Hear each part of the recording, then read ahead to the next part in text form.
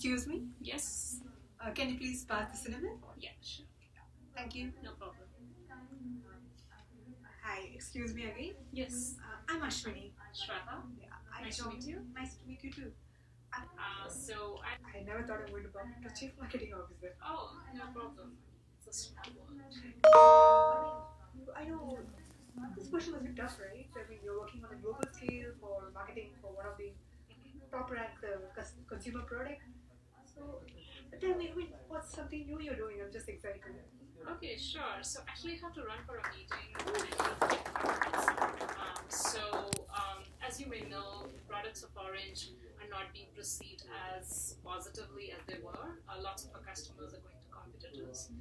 So the big initiative from my side is I'm putting together a team of field officers where we want them to go talk to customers to really understand what is it that they're not liking in our products, and to really survey them. So that's a big initiative on my plate, and I'm really working hard to get that rolling. Okay. I don't have much experience or expertise, Okay. but one thing I could say is, as a consumer, before buying a product, I used to refer to the social media a lot. Twitter, Facebook, Amazon. I go inside because customer give this kind of reviews. They talk about the experience, what they felt about the product. Are you trying to get to a particular technique you have in mind? Yeah, it's just not the data. We can even use some machine learning techniques to analyze this data, Okay. come with some useful information that you might use. And I think it will be the same result as you are getting to field surveys. Okay. Sounds interesting. So, but then, do you know how accurate is these techniques gonna The be? competitor, one of your competitor products, we took a lot of these tweets, did a sentiment analysis on them. Okay. We, based on the tweet, we gave it a, whether it's positive or negative or just a fact, neutral things. We just classified and developed a machine learning model which can do this automatically. Nice. Okay. To be very brief, we actually first trained the model, that is, helped the computer learn how to predict in the future. I built a training model and based on which prediction is done.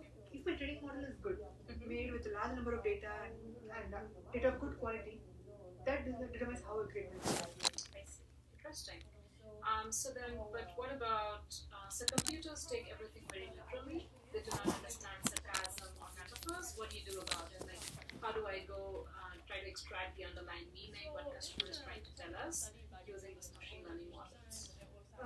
Yes, this challenge was there in the technique, but over the years, a lot of developments are happening.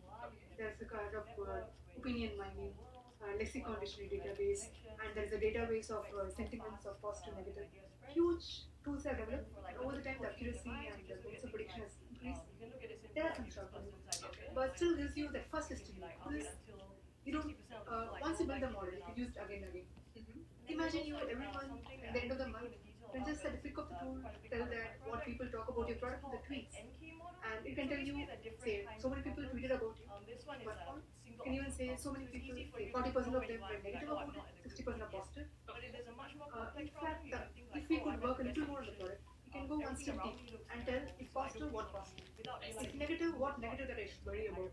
Okay. Do you think it will be good for you?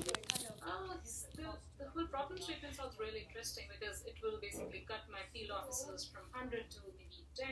So I'm excited about it. But then, can you show me some data to back what the findings? Like, do you have, if you've done this work before, do you have some graphs you can show it to me? Yeah, The results were presented in different ways. One of them is a simple table where we put all the tweets and the predicted value as positive, negative, or neutral. Next is some intermediate decision tree. For example, this is the decision tree used in predicting whether a particular word or particular tweet is negative or positive. Third is about some word clouds. So, for example, here we have two word clouds.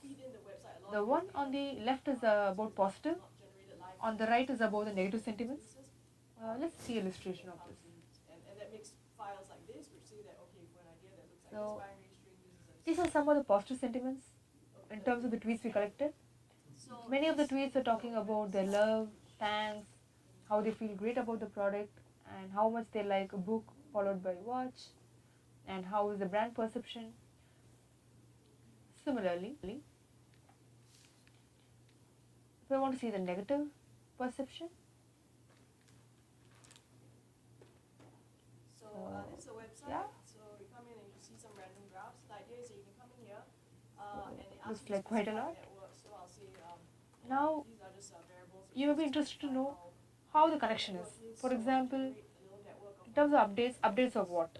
Are you talking about the Apple book, or are you talking about the phone, or you are talking about the tablet?